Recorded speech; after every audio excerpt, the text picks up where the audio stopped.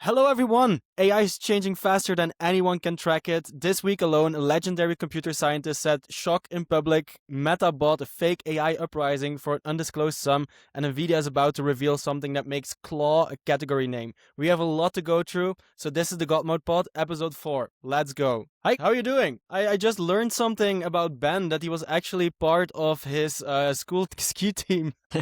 Ben, give us a quick TLDR there. Well, you were showing me, Rick, you're trying to get your average cost per skiing session down to like what, 25 euros? Yeah. Per session. And you just showed me you've been like painting your ski, and you showed me and I was like, oh, I have that exact ski, a different color, but like same model and all. And yeah, then I was like, I was on your ski team, on my ski team in high school. So yeah, the three of us, we should do a little meetup at some point. Yeah, I'm actually happy that I have the exact same skis as someone who was on a ski team. That means I made a good decision for my second-hand skis.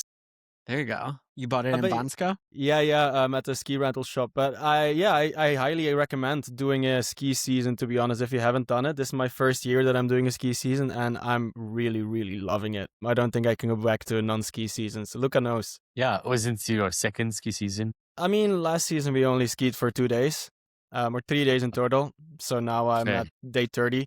Yeah, big difference. Okay.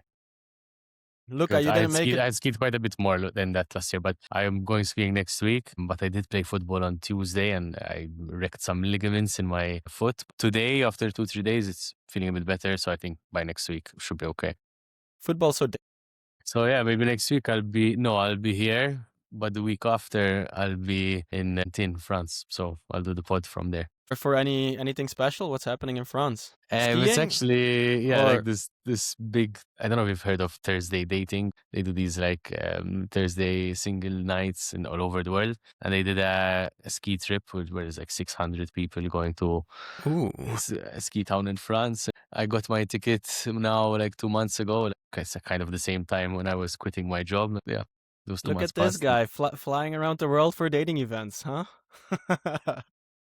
Yeah. CEO dating, like follow Luca on all his channels for CEO dating advice. And Ben, you're just back in Kenya? I'm in Kenya, yeah. What's happening there? I'm meeting up with a friend in a few weeks, and we're going to go gorilla trekking in Uganda. And yeah, just figured I'd hang out in this region. Hadn't been to Kenya before. I was in Nairobi for like 4 or 5 days. Super busy, super crowded, and like chaotic city. But yeah, then I escaped off to this coastal town, and I'm in a town called Diani Beach. I'll be here for like 2 to 3 weeks. Are you on the beach side? Because I know someone with a house there too. Could maybe connect you. Yeah, dude, let me know. I am on the beach side. Yeah. Sick. Yeah, Yeah. I'll link you up. Awesome. And no plans to climb to the highest point of Africa, which is also quite nearby? No, this is in Kilimanjaro? Yeah, it's like Tanzania, right across the border of Kenya. Yeah, I know. I thought about it. I feel like I'd need a train for that. It seems pretty intense, but I want to do it one day. I considered it last September, but I ended up not doing it because it indeed sounded way too intense. Yeah. Good challenge, though. So Let's get this started. So yeah, topic number 1. We have a full docket here. Topic number 1. So basically, Anthropic came out with a research report researching a bunch of different industries and how AI has been adopted in all those industries. And AI can theoretically handle 70 to 80% of all the tasks in management, legal, and healthcare. But real world usage sits at about 30%, and that's a 50-point gap in the biggest untapped opportunity in the market right now. We are going to show what this looks like and why it hasn't closed yet. This graph shows all the different industries that exist and how AI can automate things, but also how it's currently being automated. And you see, if you're looking if you look watching on YouTube, you can see the red is what's currently already being done by AI. The blue is where the opportunity is. And this podcast is all about what's the opportunity in AI. So I would love to discuss this with Ben and Luca, because I think this is going to be eye-opening. Yeah, we in this bubble, this echo chamber of AI, we think, oh, everything is already AI, but clearly is not. And yeah, I would want to throw the mic to Ben here and see what do you think? Where's the biggest opportunities right now, and how could someone act on that?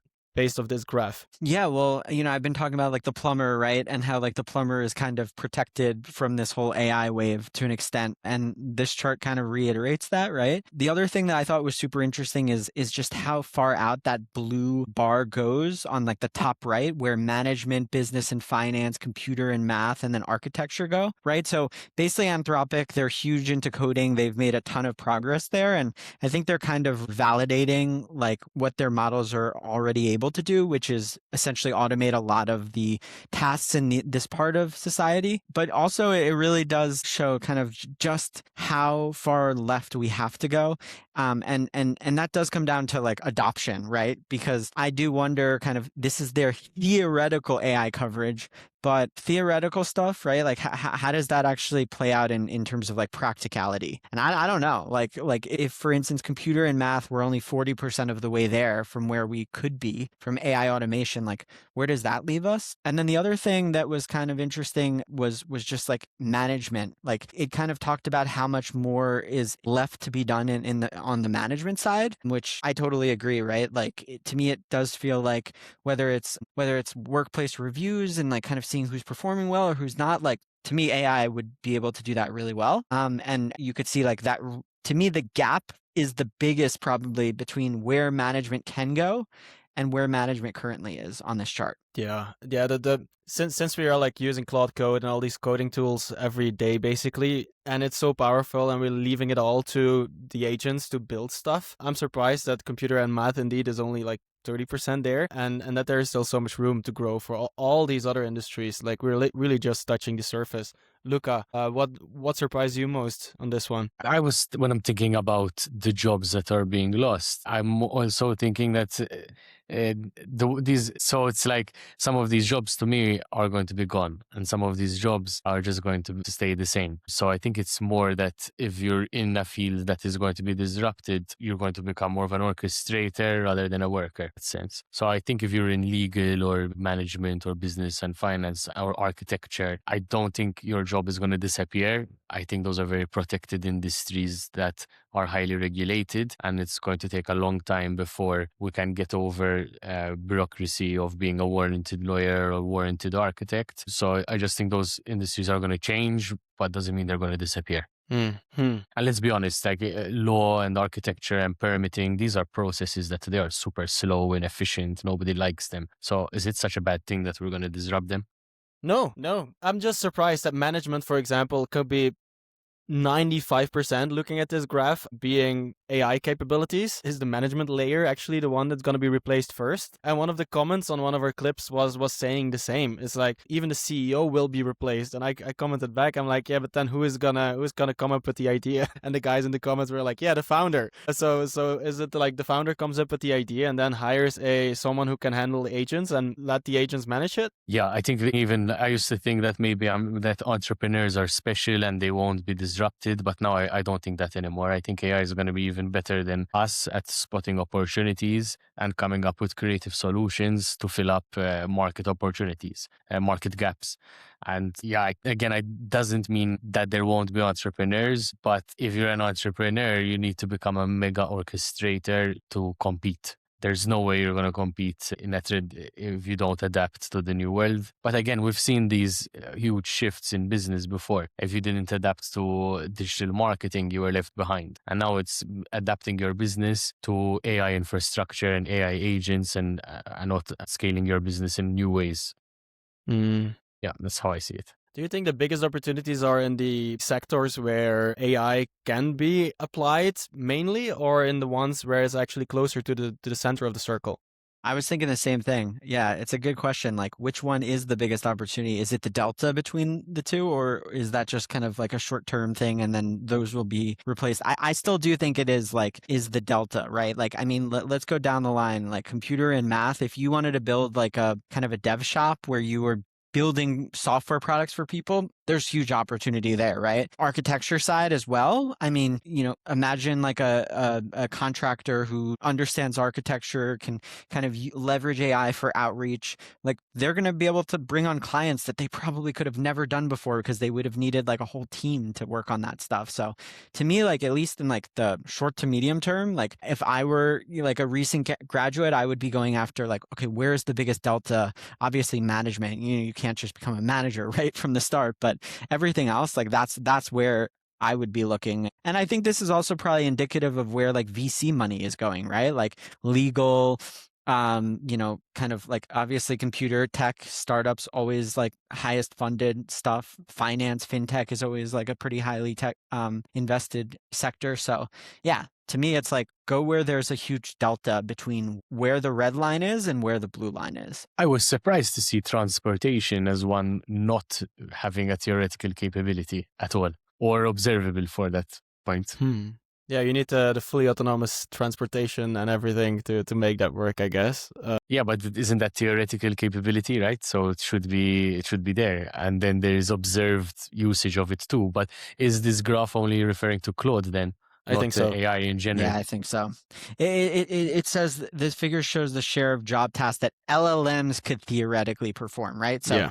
I mean, LLMs would not be able to help drive a car or something like that. Yeah, and then on the management point that you made, that not someone who doesn't have any management experience cannot build a management product, I would maybe push back on that, because these days even someone who doesn't know anything can download all the main key management principles and books and put that into an LLM, train it, and basically build a product around that, and that then can manage people and maybe even train the AI on emotional intelligence. That's the only human thing that's still left for the human to do there then. So yeah, I guess all of these can actually be done by anyone if they put their shoulders under it and if they want to learn more and dive deeper in and train an AI on the topics that are out there. I remember back in my management school days, like we learn about these principles and concepts and they're still the same. And I don't know how relevant, like they didn't really stuck in my head anyway. Like you got to go with your people skills after all. And that's maybe the only thing that AI is missing, the people skills. Maybe it's also getting very good at that. Yeah. The coverage gap. Why are the industries with the most to gain from AI the slowest to adopt it? 80% plus of theoretical coverage in the management sectors, but we haven't really adopted it there yet. Why is that? Is that because all the LLM builders and providers are focusing on the most valuable one, which is coding now? Or is this just because this is the first domino block and then from the coding onwards, we go into all these other domains, but the focus is on building the building blocks first? Yeah, I don't have too much more. It's what I'm noticing is, especially starting to work with legacy industries, they have already experimented with AI in the last few years and have been disappointed. And many of them don't realize just how fast this technology is evolving. So they think that a failed demo from a startup 2 years ago means that this technology won't work for them. When we look at how much better it's become, the risk of hallucinations keeps going down. The way to mitigate against those hallucinations has become more established. And I believe that it's only the tipping point of when the LLMs will be at an acceptable level of risk for them to adopt, that it will reach that mass adoption from the industry. Law is one perfect example. The same legal startups that were existing in the last few years are suddenly becoming more accurate and having larger, being able to understand more context, larger kind of token counts in their requests. So I think that's probably going to be the gap, is that there is lag between what the latest model is and the decision maker trying it out. Mm-hmm. I think that's one, but I'll just like segue straight into here. This chart is fascinating because it basically shows the gap between, again, like actual usage and capability. And really like a lot of this comes down to like, what are the risks associated with adopting the AI technology in these different fields, right? So if we're going down the line, like management, yes, there's like change management, but it's not a technology. That's not super relevant. But legal, for instance, one hallucinated citation can can lead to a license that's revoked. Whereas in healthcare, one hallucinated dosage could lead to malpractice. That has like, those two have the biggest gaps, right? Legal and healthcare. And it's super interesting thinking about it from like, okay, how much risk is involved? If you're a doctor, if you're a lawyer and you're using AI and you mess something up, like your career could be jeopardized. Finance, like somewhere in between, right? Auditability, but there's a fiduciary duty. Whereas like arts and media, like, okay, it's already adopting super fast. There's like really not that much liability there. If you mess up, hallucinate on a piece of art, like nobody's going to die over that. Yeah. So I don't know. That was super interesting. Think about it from like the risk reward side. Yeah, that's On a that point, very good point. if you're a lawyer or a healthcare professional and you make a mistake in your work, you are legally liable for your mistake. If the AI makes a mistake, currently it's not clear who holds that liability. And to me, the technology just needs to prove it's more accurate than a human. It doesn't need to be 100%. Yeah, I think today probably a doctor, if they're using AI, they're going to be liable. I don't know. I would think that would be the case, but I don't know. It's hard to like prove who actually like specifically was given this advice and like how much the AI was involved, I guess. Yeah. Yeah. Then we took that chart that we saw earlier, as well as those gaps in the previous slide, and we basically used that to map what's the opportunity. And you can see on the screen, opportunity is the gap times the industry value. And if we then see what are the biggest opportunity industries that could be disrupted and where the most room for AI adoption and implementation is, first, education, second, business and finance, and third, healthcare. And those are also the ones that, like, especially business, finance, healthcare, and management are the ones that we saw on the previous slide, which also have the highest risks. But I'm not surprised that education is on number one here, because education is huge and it's been around for such a long time. And it's just waiting to be disrupted, because if I think about school and education and the system, it's all old systems.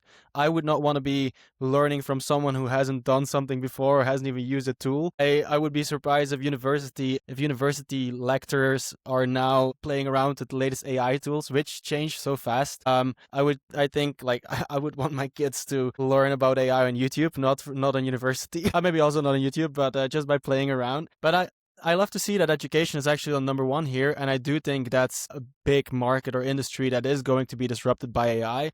We could even start speculating how that is going to be, because I've had so many discussions with fellow nomads about, yeah, what about when you're having kids, and how would you raise your kids, and what education, and how would you want to do that? And many of those say, yeah, AI will solve that, or there's going to be an AI tutor, or there's going to be nomad schools in different places. Ben, what do you think on the opportunity gap here? Is this a relevant way to measure it, seeing the industry value versus the capabilities and usage, or will it be too hard for random builders to get into the education industry and actually make change there? Yeah, I mean, I think ed tech is like just one of the harder like industries to like crack, especially as like someone like me who's like an indie hacker, right? Like solopreneur. There are contracts that last years. Oftentimes, like schools will have like an admissions process for considering new technologies, and like that happens once a year. It's just a very archaic, very slow moving industries. I think from like an adoption perspective, I would wager to say education is going to go down, or is gonna advance very slowly. But also, like, yeah, we need to rethink, what does it mean to be educated, right? It's kind of totally different now. And to me, I think this is the world where you need to be learning by doing more than ever. And you need to be just like embracing the products and these tools more than maybe even past. If I look back to my high school days, I'm like learning US history, international history, and all this stuff. And I think that's probably like maybe less relevant, but there is that need to still be able to hone critical thinking. How does that get taught in this new AI world? I don't know. Maybe there's an AI tutor that can help you like be able to critically think in a more fun, challenging way. Maybe there's like a video game, an AI video game that's like super like conducive to like learning these like critical thinking skills. To me, like I would definitely say critical thinking is like one of the most important things. And like how does that transform in this world? I don't know. There's also a lot of people saying agency is the most important skill that you can have nowadays in the age of AI. Like, if you have an idea, go after it and actually execute on things instead of standing still and continuing to learn. And that comes back to learning by doing as well. And your examples that you give, it's in line with the one example I usually always give is like, yeah, imagine if you can educate your kids by picking your favorite cartoon like Dora the Explorer and then put in topics that you want your kids to learn, and then they're just glued at the screen learning about stuff instead of just watching Dora. Luca, how would you educate your kids? I think the agency side, perfect, but we live in an age where your people skills are more important than ever, because at the end of the day, everything's being digitized, but people still buy from people. So I think both working on yourself from the kind of your sales skills, but also your interpersonal skills are more important than the actual knowledge, because the knowledge now is democratized. Funnily enough, if you have a product and you want to promote it, you still need to dance on TikTok. So, you know. So yeah, it goes back to the in-person skills, funnily enough, are more important than ever. And yes, dancing on TikTok is a funny example of that, but being a good public speaker or being confident in your networking is just as important too. So yeah, I came across this article on Twitter about institutional AI versus individual AI. And we all know individual AI as people and individuals talking to chatbots and using it for search, using it to find answers to their questions. But now there's much more talk about institutional AI as well. And that needs a whole other way of setups, right? We need the institutional knowledge base. Every institution will have different knowledge, different data. I think that's a very important thing that's currently being built out by the key players and by a lot of different builders. And all the institutions are going to need this to stay relevant. Ben, do you want to take us through the history of this? Yeah, so I guess the question is why haven't companies become 10x more productive if we have these AI tools? And this came from a Hebbia CEO. And then I think he kind of uses this relationship back to the 80s where we went from steam engine to electric engine, right? And mills replaced steam engines with these electric motors, but the same factory layout was there until then the factory was redesigned. Assembly lines, individual motors per machine, workers doing entirely different jobs, but that took 30 years to take place, right? And so then fast forwarding all the way to 2026, the question is, okay, so we have this new technology, AI, just like we went from steam to electric about 150 years ago. But when is like the actual factory going to be kind of redesigned? And factory could be thought of as a company, right? Like any organization. And that's kind of really up in the air. And I think he like kind of brings up a few different things where back in the day where there's individual AI, it's kind of everyone's using it just through a chat base, whereas the institutional AI is helping create coordination across the organization, finding signals, and then creating objectivities. I think this is like, I don't know if he came to a conclusion. I just kind of skimmed through this article, but he kind of does use this relationship between the technology and then the adoption, aka the factory.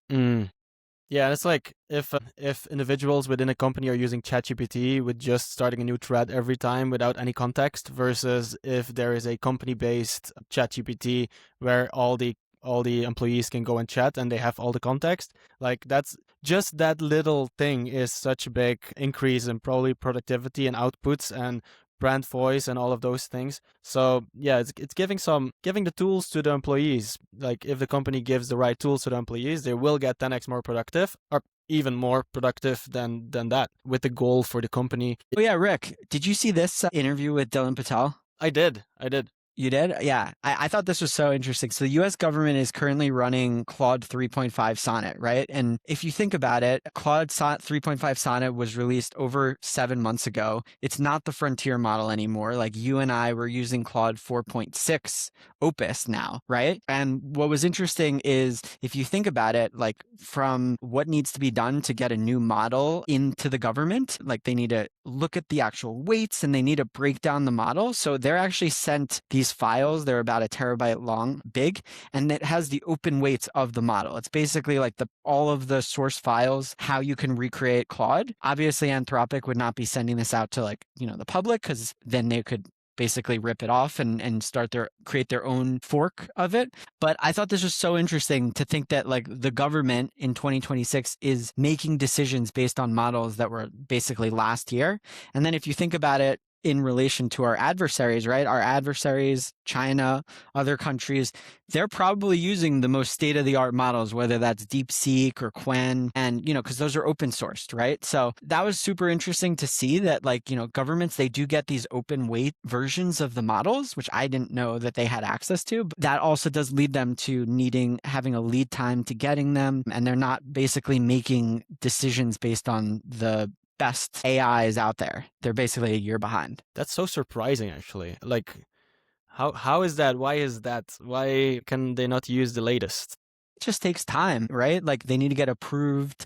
They need to make sure that their systems are not going to break if they're plugging in the new model, right? And when we go back to like the risk versus reward, if you're making like, super important decisions about like where our military is going to like kind of have their next operative from, and you're changing the model, the brain, there's some risk involved there. So they're just like keeping it exactly flat. Like they are not making changes as fast, but it's also classic government, right? They move the slowest out of all these industries. It also says that they run it on air-gapped hardware, so it's basically like closed in a box, right? You can't just send an update over the internet to it. So 7 months is not that long when you think about that.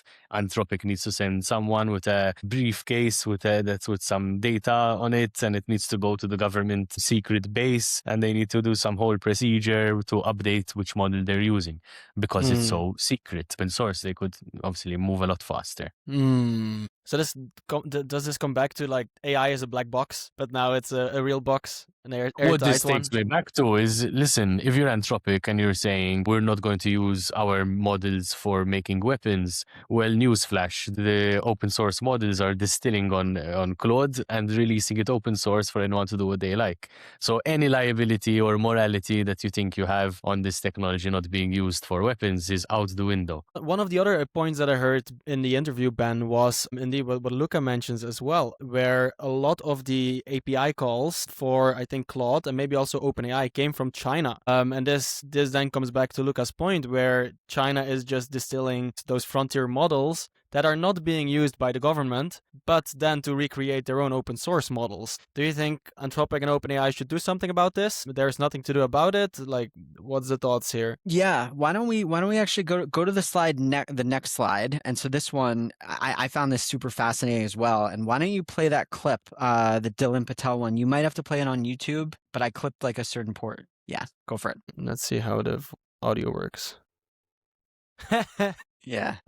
Yeah, I can't hear it. You can't get it. You got to refresh. But the one thing as well is that switching away for the government to switch away from Claude is not such a big thing as a deal, because they're using such an old model that, GPT-4 is good enough to compare with Sonnet. Yeah, maybe like a GPT-5 or something. But yeah, I mean, it's not like crazy better what they're using anyway. I agree. Well, we'll play the clip. Let me know if you hear it. I mean, it's very it's low, but I can hear it very, very both OpenAI and Anthropic slightly. Have outsized traffic in Japan and Korea that is in Chinese, right? Like it's like there's like some things that we've seen that like show this, right? Now that could be it's very. Were you able to hear that, Luca? It was pretty low for me. I could play it again with my microphone to the laptop. You could probably boost it in post, but yeah. Or add it later, later, download and add. I'll do that. So yeah, that clip basically, that's the one that shows this. Yeah, no, this is crazy, right? Like basically what he's saying is that in China, there's a disproportionate amount of usage in Chinese, which means that it's maybe not real user usage. It's just these big providers like DeepSeek and Qwen that are just querying Anthropic, Claude, and ChatGPT just like humans would to try to learn and make their own AI models better and smarter. So here it is, the government is using like a model from 7 or 8 months ago, which in retrospect maybe doesn't sound like that big of a deal, but I think we probably can agree that Claude 3.5 versus now, like the models are pretty much, I don't know, they're like significantly better. And China is giving to their government these models from our state of the art one. They're kind of leapfrogging us, which is interesting to think about. So OpenAI has 2 gigawatts and Anthropic has 1.5 gigawatts. But a year and a half ago, OpenAI had 600 megawatts. So basically, this kind of chart shows how much power each of the providers, the big providers in the US for AI models are spending. What was super interesting here is like Anthropic is basically using 75% of the power that OpenAI is, but they're clearly creating a better model at this point. So they're way more efficient with how they're able to, use power to train their models. That was one big interesting takeaway. The other one was that OpenAI year over year has increased their power consumption by 3 times. And then the last thing that I took away from this was that both providers, like if you look at their power consumption, it's basically 50% is going towards R&D and then 50% going towards inference, right? When you or I are on Claude or ChatGPT and we're like asking a query. So if you think about it, like half of the power usage is just going towards training those new models, right? And if you try to think, okay, well, if OpenAI tripled their power consumption from last year, are they going to be at 6 gigawatts this time next year? Like, I don't know. That sounds like a crazy amount of power for one company to be using. Yeah. I don't know if you had any thoughts on this, Rick or Luca. Luca? No, it's just very interesting to see that Anthropic's competitive edge is their efficiency right now. That I think is interesting to note, but I don't know why or how at this point. Yeah, I was actually just right before this recording listening to a podcast, Cheeky Pint episode with Ben Thompson. Yeah, Ben Thompson. And he said that he made a prediction a year ago or so that OpenAI should stop creating new models because they have the whole user base and just build out the sort of application layer. And they shouldn't invest so much into making new models, etc., etc. And I guess looking at these stats, seeing that Anthropic is way more efficient developing better models with less power, maybe actually that was the right move for OpenAI to more feed their user base what they specifically need and give them the newest tools instead of trying to keep up with everything what's happening in AI world. Maybe OpenAI should focus more on choosing their battles instead of trying to be relevant on all fronts. But I find this super interesting. I never thought about it this way, but yeah, Anthropic is killing it. It seems like this is the conclusion of every episode. Anthropic is killing it. Basically. And I do wonder the breakout of like inference versus R&D, right? Pre-training future models. I'd love to understand, this isn't public information of like what the distribution is for each of those companies. But my sense would say that like OpenAI is also spending way more on inference just because they have so many more users, right? That are constantly, using their product. Yeah. Reminds me on a per user basis, maybe people use Claude Code and they're spending a shit ton of tokens on that. So I don't know. It's like that tweet from Sam Altman saying people saying please costs us millions per day. Yeah. Like, exactly. well, devs just click enter and have the AIs write stuff. So that's the 2 different user bases. You have the devs writing the code and you have the user saying please. Yeah. Next up, we have a computer scientist that was in shock, who has always been skeptical about AI, and he just realized the power of AI. Luca, you sent us this article where this guy was in shock. Can you give us some more information here? Because this was kind of eye-opening for me as well. For sure. So, this guy is essentially a lover of computer science and everything to do with that side of thing, but also a world expert in math, right? And he was working on a computer science problem for the last 6 to 8 weeks. And at one point, he decided to test the latest Claude Opus model. And he was shocked that it solved it in 1 hour for him, where previous models used to struggle a bit more with these more complex problems. So he completely did a U-turn in his thinking that these models are actually capable of solving things that have not been solved before. And the word he used to describe the latest models is creative, which to me signals something very different in how the conversation around AI has been, where we have been thinking about it as only something that can regurgitate something that has already existed. to now saying, well, with the knowledge base it has, it can try out different methods and come up with new approaches to a problem to create a solution that has not been seen before. And it's not only creating those solutions now, but it has the agency to execute and test those solutions. I know in this case we're talking about mathematics, but for me, mathematics is just a framework to think about the world. And if it's able to solve a new math problem, then it can solve a new business problem or a new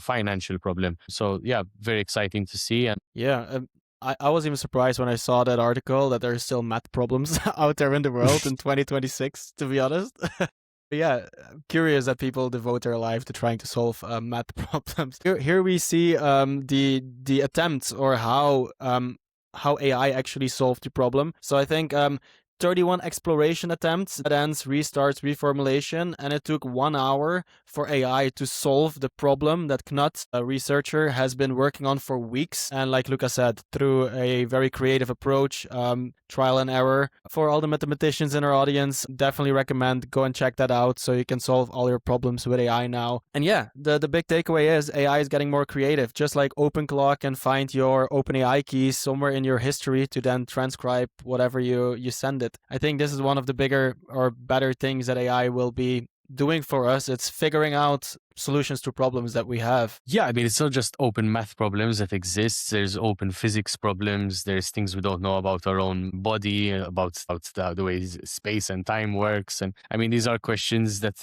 ultimately have to do with who are we, where do we come from, how does the world work? And I think that's always been kind of the fantasy of AI, is that it will give us the answers to these unknown questions. And I think we could maybe even go a step further, and AI might be able to provide us answers before we even ask the answers. I feel like that's where we're going to, just like advertising engines provide us with ads of tools that we don't really think or realize we need, but then when it's shown as, oh yeah, I might actually need this. And maybe this is where And AI is going to, providing the the answers. answer will, of course, be 42.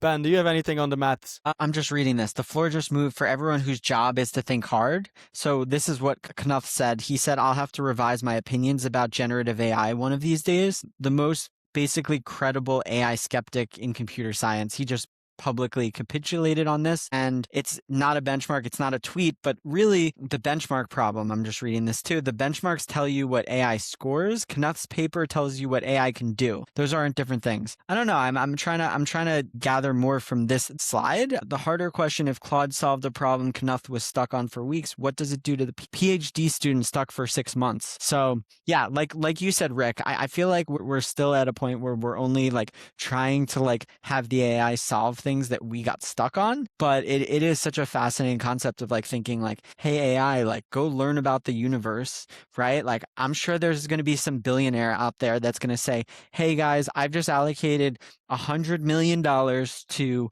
an AI data center, and I'm going to give it free access to just go out there and try to learn about physics or learn about like new cancer drug discovery, right? Like and just really open-ended, give it free reins to like try to figure things out. To me, that's what's fascinating. And you kind of sparked that, Rick, by you saying that, is like thinking maybe there's a world where the AI just goes out and just finds things that we didn't even conceive of before.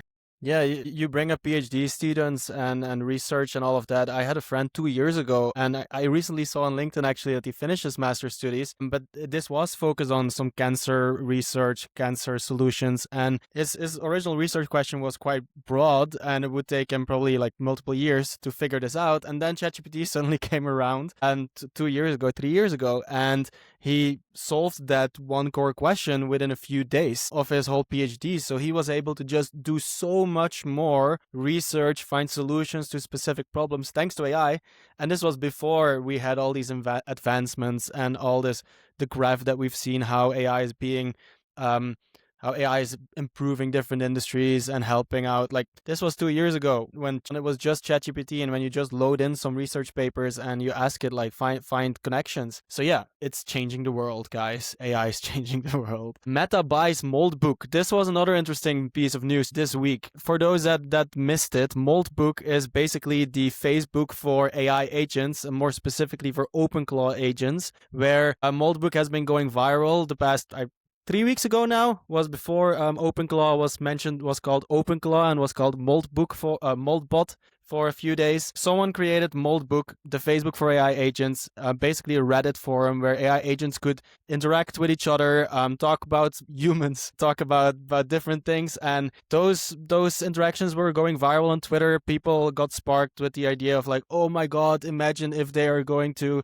start collaborating against humanity, etc., etc. There was also some vulnerabilities in terms of security and all of that. We'll dive a bit deeper into this. But since we've talked about acquihires before on this podcast, this is another of those cases where Facebook now buys Moldbook. Everyone questioning what's actually the value of Moldbook. There isn't too much value right now, but they acquihired the creators of Moldbook, which now become part of Facebook. And I think this is a step of Facebook to move even more towards a agentic / AI social media. Might be part of Facebook, might be not.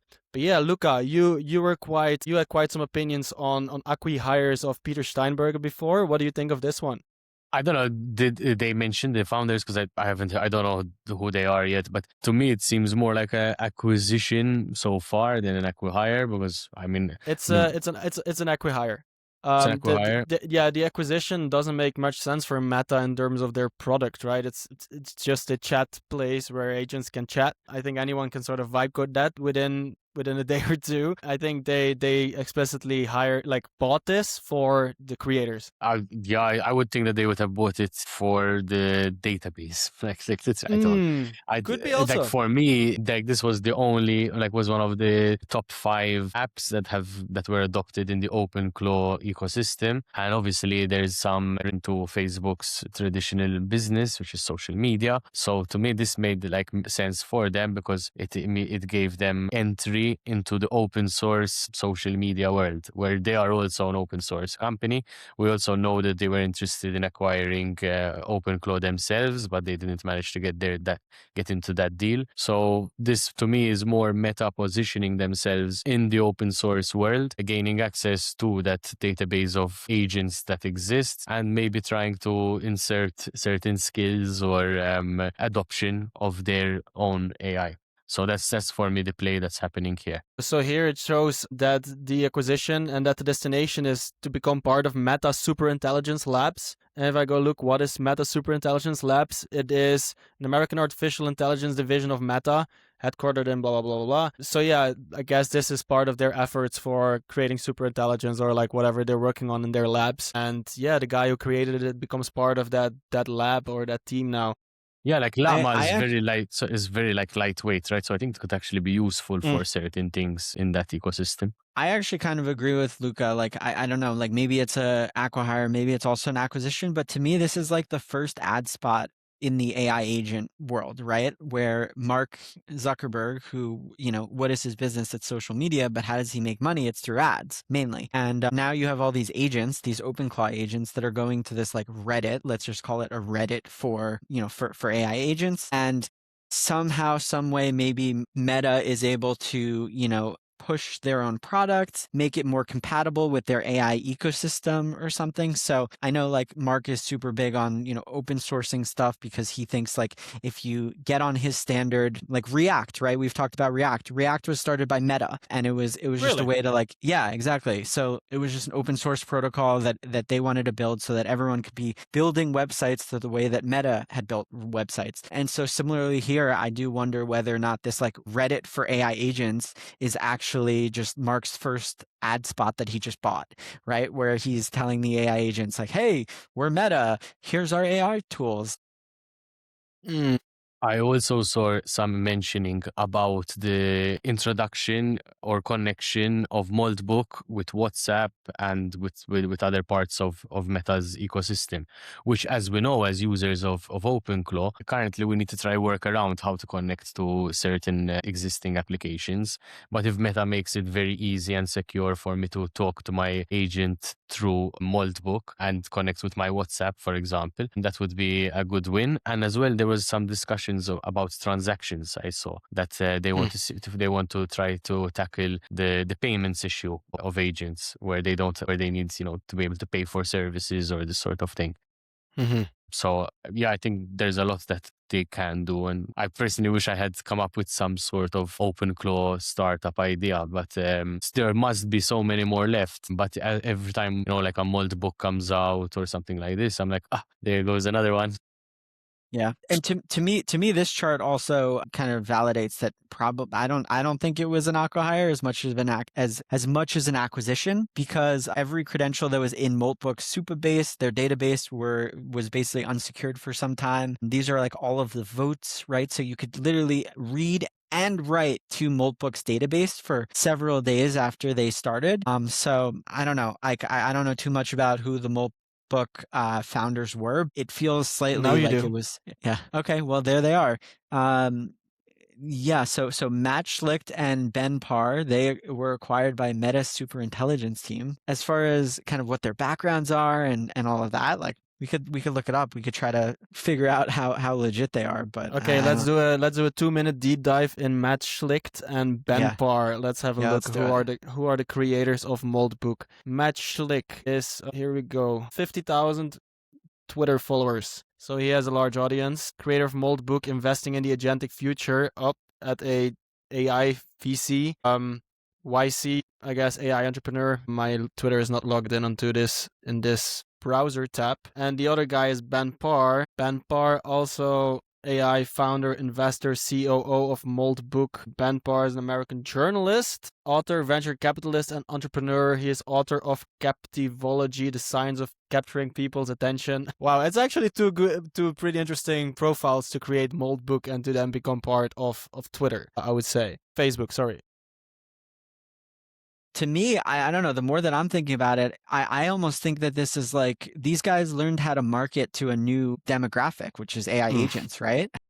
Because I still have no idea how all of these OpenClaw agents were going to Moltbook, like how they found it. No, you had to sign it. So I signed my own agent up for an account. There was no, and again, I think the idea was super cool, but there was a lot of things about Moldbook that were misleading, because you had to sign up your own agent, so your agent doesn't suddenly become sign itself up. And when you signed up your agent, you can influence how it behaves on this platform. So if I wanted to kind of give it a mission to go out and convince the world that the sky is red, my agent would have spent its whole life posting every day on Moldbook that the sky is red and coming up with arguments why the sky is red.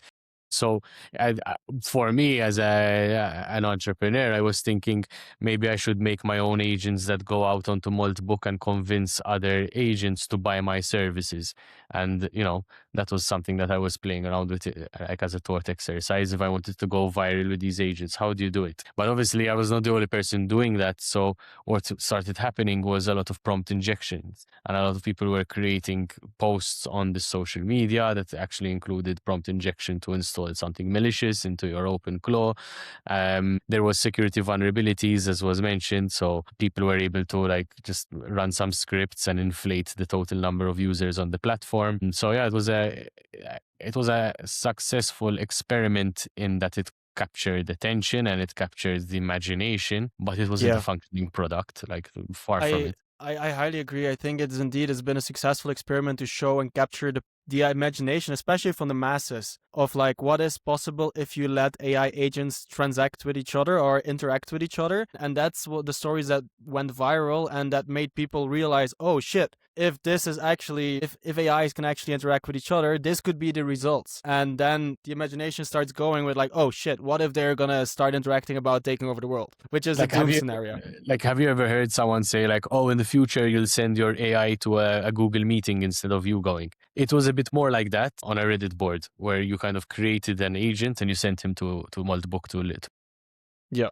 Yeah, and then the last one, I don't think this is that these guys figured out how to market to AI agents. I think they basically probably leveraged their audience and their network and have the right people and submit their agents to the platform to then grow it to a viral way as it went. If you see that one of the creators has 250,000 followers on Twitter plus a part of a VC the easiest way to distribution these days is having a large audience post about it and have some relevant people jump on your car to join you on that mission and to spread the word further. This is how the latest AI apps that are dominating the timeline have done it. And that's, I think, the fastest way to growing your platform. So next up is the global AI divide, where A16Z, not A16Z, not AI16Z, that's a crypto project.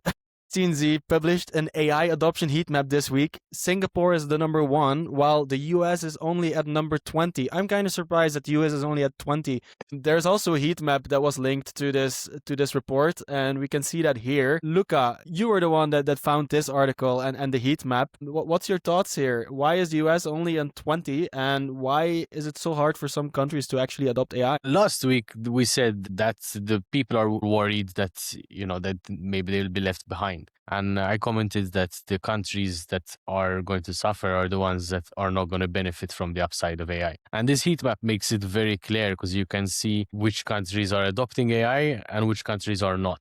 So yeah, that's kind of what you see here. And it's mainly Western countries that are adopting them than others, and small countries like Singapore, Hong Kong, UAE that have more faster moving governments, they're able to implement policy much more quickly. They have a smaller population that you need to kind of pivot and adjust for, and these are also hubs of the world that tend to attract a lot of talent. So you can also assume that a lot of people in Singapore, Hong Kong, UAE are actually coming from other countries around the world and moved there for either tax optimization or other factors.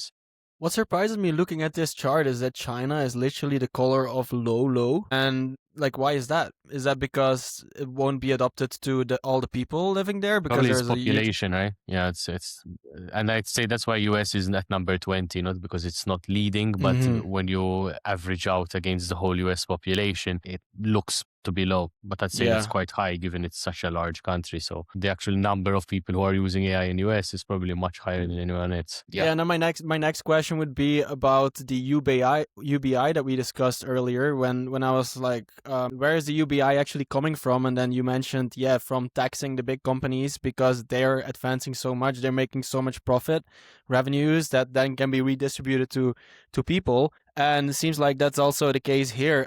One of the reasons why some of those countries, like in Africa, will be lagging, they don't have those big companies that will make more profits and revenues that then can get distributed to people. And I feel like that's a flywheel that only the US and maybe some other countries will have in the race of a race, where this is then going to increase the gap between a strong country and a not so strong or third world country, basically. Luca, yeah, is my I mean, thinking correct? if you think about it in this way as well, the digital divide is bigger than ever. And what's unfair is that if you are from a Western country and you're a university student, you can probably afford that 30 euro a month for your subscription. If you're a student in Africa, that 30 euro per month could be too expensive for you to actually afford. I think this is the things that we need to be kind of aware of in the coming years as a society, and figure out how we can bridge those gaps as much as possible. Because yes, the internet, at least anytime I've been in Africa, has allowed me to meet people who study online and they learned everything online, and you can have the same conversation that you're having with somebody from somewhere else, and that's only thanks to the information they get from the internet. But the internet is free. Access to AI has a cost, and being able to kind of share that access to the technologies is important for the whole world to move up in terms of education and use, right? Yeah, I like this quote that's been written on the bottom here as well. The global AI divide isn't about who builds the models, it's about who has the institutional shock absorbers when the models reshape labor markets. And in those third world countries that we see on the map here, I think those markets won't get changed. Whereas where we are, stuff is changing so fast, and we are literally part of it. We're building tools to try to make this happen. That maybe a bit of sad news in the world of AI progress, that not everyone will benefit as much as everyone talks about it. Another thing to be wary of is on the previous slide we saw Singapore, UAE. Those are very tax efficient places in the world. So that is something to think about, right? If some of the top And AI jurisdictions are some of the most tax efficient jurisdictions, then not much of that is going to be captured by society at large. And tax efficiency is one thing, but they're also actively investing and giving grants for AI entrepreneurs, like specifically in UAE. I don't know about Singapore, but if you're starting an AI company there, like it's not that hard to get a good grant. So they're trying to poach people from other places to come and build there. So that there's so many factors that come into play here, which makes Singapore, UAE, probably Hong Kong and other places top of the list. Yeah. I feel like just the smaller, more agile countries in this list are like benefiting. That's at least what A16Z thinks, right? Mm-hmm. Whether or not that actually manifests, I don't know. I kind of a little skeptical of this heat map and how anyone can really know how adoption's gonna be. Yeah. Yeah, but like I like the point that Luca made about the $20 subscription as well in third world countries. Like it's the same as we're thinking now, oh, should I get a $200 Claude subscription or am I not going to get ROI out of that? Like they for them $20 is the same as for us 200 in terms of that thought process. And then yeah, you got to start thinking, what subscriptions do I take, what do I don't, and it's going to limit you in being able to see what is possible with the technology, what are the different tools that actually can enable ROI on my learning, on my skills, on my experience, basically. So yeah, that's. And just to clarify, actually, so the map is according to general population, their use of an international AI app like ChatGPT, so just having a basic subscription on that, and it is also relative to population, so they have adjusted those things. Mm-hmm.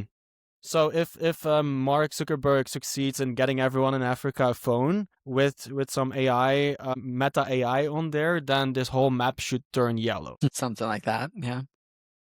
Is he working on that? Or I don't know. has he said that? Yeah, I've heard some things. This was 2-3 years ago, where Meta was basically hitting a floor or a roof in terms of user growth, and the only way that they could continue growing was if they would provide the people that were not on Facebook yet with phones, like people in India and people in Africa, and then provide them with internet and phones so that they could start using the platform. Another thing that happened this week is there had been 3 infrastructure stories that were kind of viral on my timeline, and the first one is Cloudflare and their crawl function. And I remember Luca built a tool called Firecrawl when he just started vibe coding, and it's still live on vibecode.fun. I don't know if he's still doing that, but he was a bit of a visionary and thinking, okay, I'm gonna crawl websites and I'm gonna make all all the information text readable by agents. But now that tool is completely disrupted because Cloudflare came out with their crawl function. Luca, I'm sure you know more about this than I. Can you introduce the significance of this? Yeah, it's called Thundercrawl, not Firecrawl, because Firecrawl is a huge company, by the way. Oh, yeah. But yes, essentially, the way this feature has made a robots.txt file and like all of the blocking that Cloudflare actually facilitates for people who are trying to scrape websites and get data from websites that are online with one simple call and in a completely kind of legal way. And there's no way for the website owners to actually enforce it. So this, on the one hand, is opening a lot of doors for developers to capture more data and build more interesting apps without having to go through any proxy headaches and being blocked in this sort of way. But then it also opens a kind of worms for the people who put content out on the internet, especially those who don't like if their content is reproduced elsewhere or used for training, or they would like their data to be deleted, because that's also something that people keep in mind, is data sometimes is temporarily online and should not be there forever. So yeah, it's a super powerful thing, going to change a lot of the kind of capabilities of what we can do with scraping in a sense. But yeah, I guess Cloudflare pretty much dominates the market. So if they decide something, does anyone have a say in what happens next? There's I'm just gonna say, like, Cloudflare, like they spend. I mean, a lot of people use their software because it helps protect bad actors from getting out, right? So it's interesting that, like, them being as a gatekeeper, they're able to decide kind of, okay, this is the standard, this is the protocol for us letting certain folks in like a more responsible way. I think I brought this up like last week or 2 weeks ago, where like we still haven't figured out how to like allow for agents to be able to Yeah, we haven't really allowed agents to be able to crawl the internet in like a responsible way, right? Like they're just basically blocked by certain companies. They're not blocked by others, but instead there should just be like a standard. And that's kind of what Firecrawl is setting up, or I'm sorry, Cloudflare is setting up to do with this new product. Well, indeed, crazy. I was trying to tackle that problem myself, right, with Thundercrawl. Yeah. So good. I mean, it's like, but yeah, I had realized LLMs of text files didn't really make sense after a few months. Yeah, and Cloudflare is in this unique position because it's in between the builder and the user, right? It's a layer in between. It's amazing for builders that need to scrape and that need a lot of data. And like you say, it's less nice for builders that don't want their data to be scraped. But I feel like Cloudflare is becoming such a powerful company, being this middle layer. And I think there's a few more of those companies that I see getting more and more valuable. Cloudflare is one. Maybe Versalis one too. Unsure though, what if Anthropic comes out with their own hosting where you can host whatever apps you vibe code with Claude on the Anthropic servers, then Versal might be obsolete. But I'm just, I like to see this update from Cloudflare. I think it's super useful, and I think they're in a unique position to bring out some other tools and to make use of all the people that are actually making use of Cloudflare to either help them or also maybe fuck them over in terms of letting others scrape websites. And then maybe it's a good thing. It might already be part of it. I'm just speculating now to have people opt in or opt out the ability of being scraped. But that could be then one of their offerings, or you pay more to not get scraped, and that's another revenue opportunity for them. Or at least be able to track. So if, let's say, you're being scraped a lot, maybe in the future that becomes a revenue model, you know? Yes, good point. I like that idea. Next up is NVIDIA announcing NemoClaw, which is basically their way of offering OpenClaw to their customers. NemoClaw, the GPU company, becomes a platform company. NVIDIA is launching an open source enterprise AI agent platform. They're not just selling the chips that run the agents, now they're building the things that agents run on. And I think this is a move that we've been seeing by quite a lot of leading players in the AI space, but not just the AI space. People are building, like, people have seen the power of OpenClaw and are now taking the framework, the ideology of OpenClaw, and putting that into the specific use cases where it should go. Where OpenClaw was very open source, no guardrails. For me, breaks all the time. For others as well. You gotta be pretty good to make it work. And now we are seeing those. A month later, we start seeing actual useful applications for different use cases, different industries. NVIDIA, I think this is an obvious move, a smart move of them as well. And this comes back to what we discussed earlier, where we have individualized AI versus institutional AI. I think NVIDIA is clearly going after that institutional demand, having institutions being able to build agents on their GPUs, on their technology, on their hardware. And I've seen Animoca Brands, for example, came out with a similar product. There's a bunch of different ones that came out with their OpenClaw version. It comes down to what Luca said last week as well, where OpenAI buying OpenClaw and then the new killer device, all of these things, like it's kind of coming together. And Ben, you had something. No, I mean, last year, like everyone was saying, it was the year of the agent, right? And I think we were just like a year behind, because this year really does feel like it is actually the year of the agent. It's interesting that like Claw, this OpenClaw lobster analogy thing, is like now becoming like the staple name, where NVIDIA comes out with NemoClaw and there are other OpenClaw for this and that. It's basically like the industry standard kind of name now. I've been seeing that when I was setting up my OpenClaw, there were some people that were saying that you could use NVIDIA APIs to run Kimi K2.5, where you just got to sign up for the NVIDIA developer platform, and then you, like, for free can use Kimi and some other stuff. So I think they are going more into providing APIs and providing certain models for the users as well. So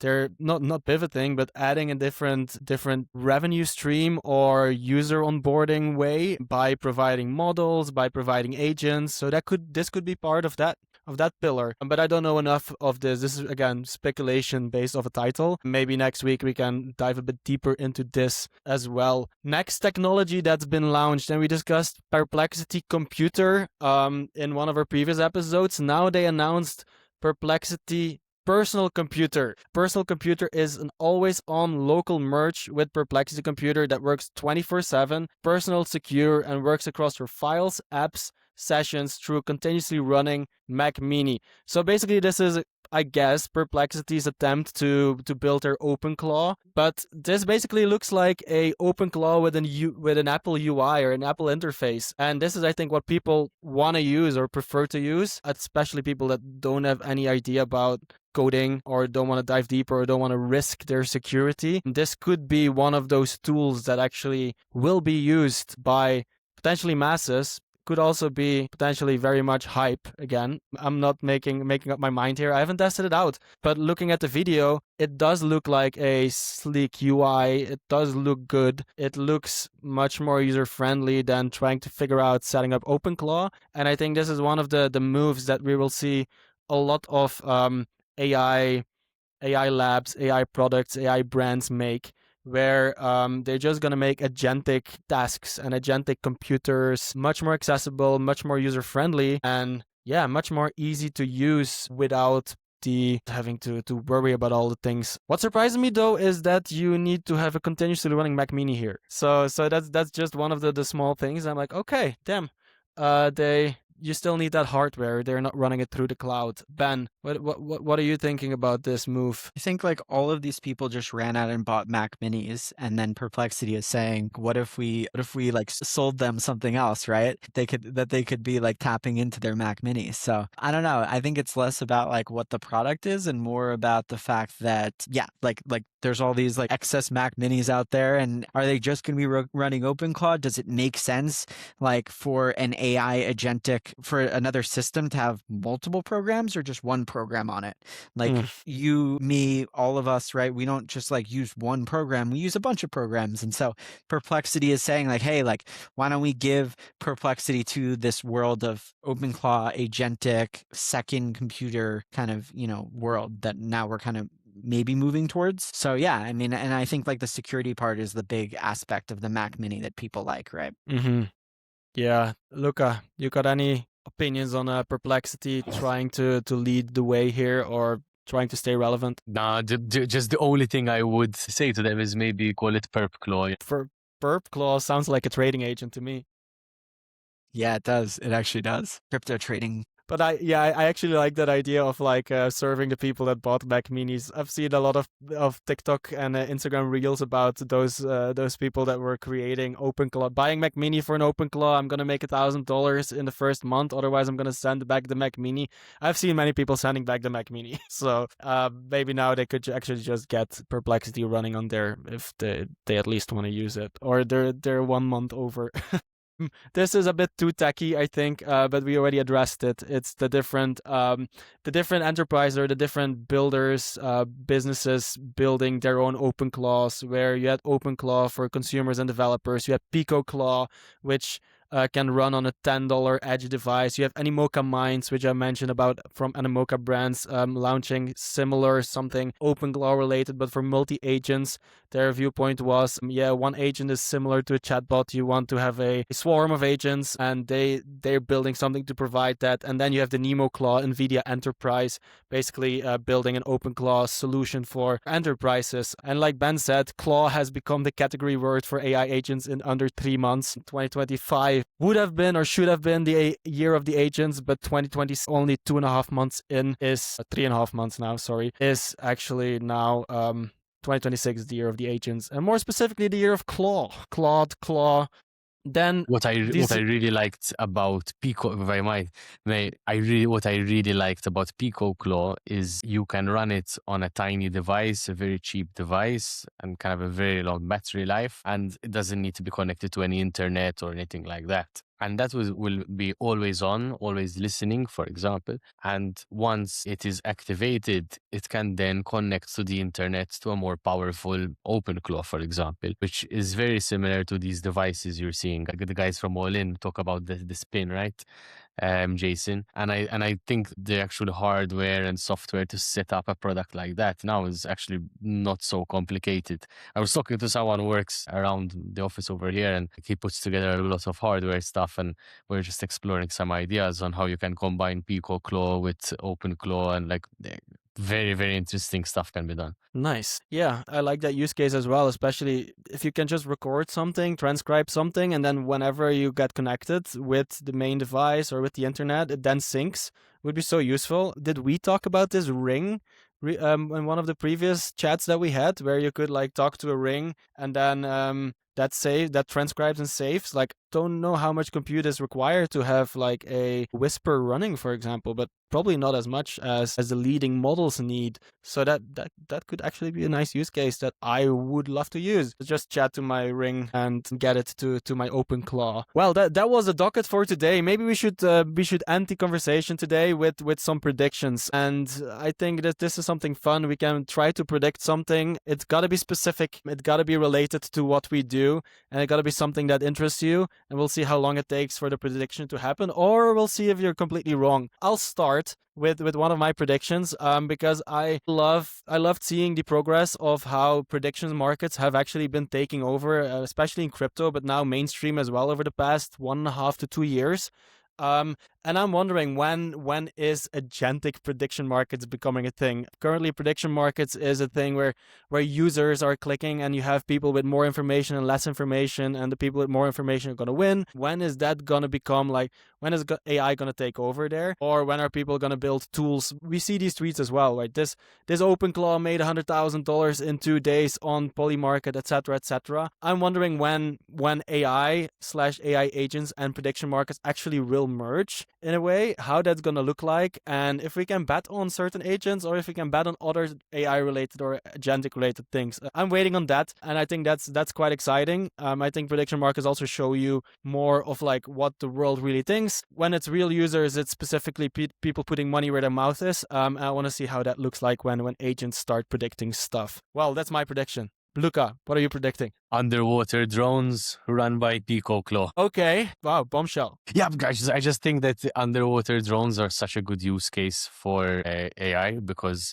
internet can't pass through undersea.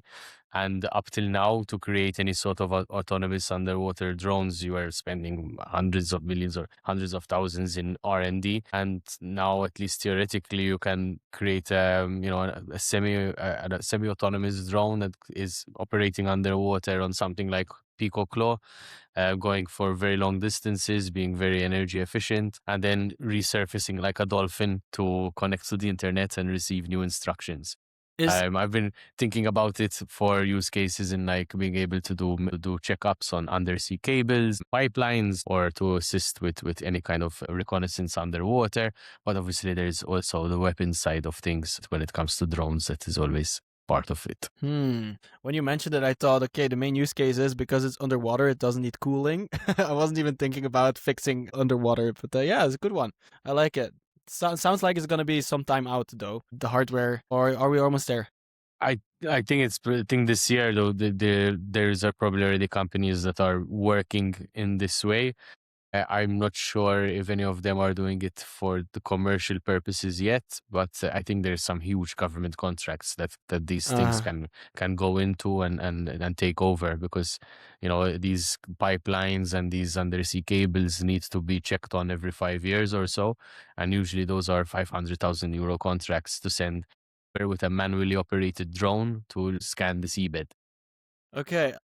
I know quite a lot of people that are entrepreneurial in the drone industry, and I interviewed the guy who has a patent of these underwater cables, the internet cables, about a year ago now. So maybe we should discuss this stuff. It's a good idea. For sure. We can get pilots done between Malta and Sicily. Let's do it. Yes. Ben, you got any predictions? I think last week I saw that Stripe announced or kind of made an announcement around supporting additional payment methods for agentic commerce. But to me, like, prediction feels like all these claws that we've been talking about on this episode, how are they going to like actually be able to operate with other claws? It's through agentic like commerce, right? And payments and all of that. And I think Stripe, like they're really on top of the ball when it comes to this stuff, but they are laying the groundwork for figuring out how all of these different AI agents can talk to each other and then be able to pay. So whether or not that happens crypto wise, not crypto wise, I don't know, but it feels like this year agentic commerce is like not really a thing, but maybe this time next year there will be like at least a solid fraction of our transactions are being made agent to agent. Yeah, for sure. I believe in that one too. And Coinbase actually proposed a new payment standard. It's called X402, and that's for this purpose as well. So that's an interesting thing that I'm keeping an eye on as well. It's basically an HTML function, I think, where that like if you visit a website, then you like gotta pay. Anyway, that's food for thought. Thank you very much, Luca and Ben. Ben, good prediction. Luca, love your prediction as well. Let's build a business. I think that's a good one. We connect to people that we know, and we're going for the underwater drones. Thank you all for listening again. This is the God Mode Podcast, episode 4. We are 1 month in. I am the greatest moderator in the world. Sorry, Jason. We had 100,000 views on our clips. I can now say I am until you send us that check that you promised last time. Anyway, see you later, boys. Bye-bye. Bye. Ciao, ciao. Good day. Bye. Good day. Ciao, I love you, besties. Bye.